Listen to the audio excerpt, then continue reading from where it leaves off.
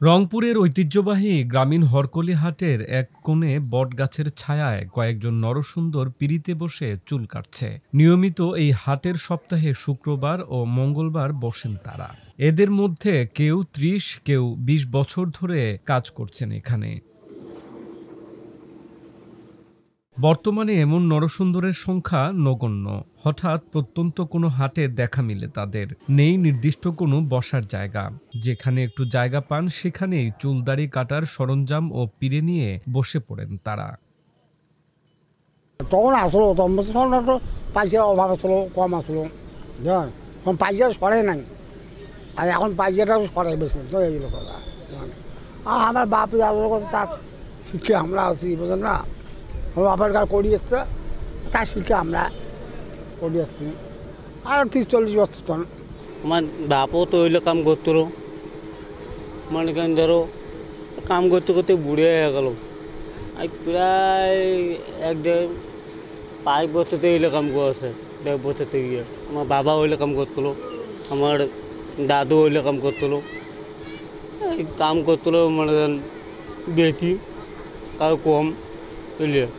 একসময় এ অঞ্চলের হাটবারে বিভিন্ন স্থান থেকে নাপিতরা আসতেন। শুধু হাটেই নয়, গ্রামে গ্রামে ঘুরেও মানুষের চুল কেটে দিতেন অনেকে। নরসুন্দর নামে বেশ পরিচিতি ছিল তাদের। গ্রামের মানুষ অপেক্ষায় থাকতো কবে আসবে নাপিত। এলেই একে একে চুল কাটত এক পাড়ার একাধিক মানুষ। আর আমরাও মনে করেন ধরো আমার যখন একটা অনুষ্ঠান হয় তখন আমরা আমার বাড়ি যায় যেটা দরমা হয় সেটা দেওয়া লাগে। আর প্রথমে তো বাজার মনে হয় 5 টাকা আসলো, 3 টাকা আসলো, এমন আসলো। এখন তো বাজার বাড়ি সব জিনিসে আমাকে আম বলে উঠলে 2 আনা 4 আনা চুল চড়া নিল। আগে আইব আম বলে পাইছে ওইরকম আসলো। চুল কাটার জন্য 10 টাকা আর দাড়ি কাটার জন্য 5 টাকা রাখা হতো।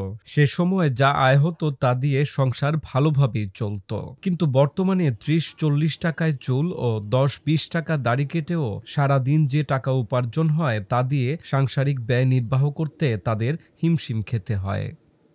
আমাদের গ্রামগঞ্জের যে মানুষ আছে, কৃষক, দিনমজুর, শ্রমিক, যারা সারাদিন কাজ করে সময় পায় না এই দাড়ি চুল কাটার জন্য, তারা হাটের দিনে খরচ করতে আসে। খরচের ফাঁকে 5-10 মিনিটের মধ্যে পিড়ায় বসে অল্প টাকায় দ্রুত চুল কেটে বাসায় ফেরেন।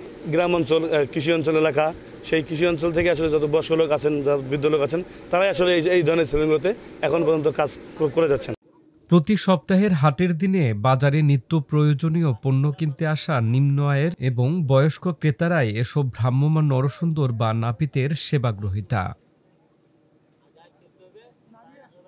আয় অল্প হলেও বাপ দাদাদের এই পেশা টিকিয়ে রেখেছেন প্রত্যন্ত এলাকার এই নরসুন্দররা। হয়তো আর কোনোদিন সেই সুদিন ফিরবে না, তবুও পরম্পরা ধরে রাখতে উজানে বাইছেন জীবন তরী।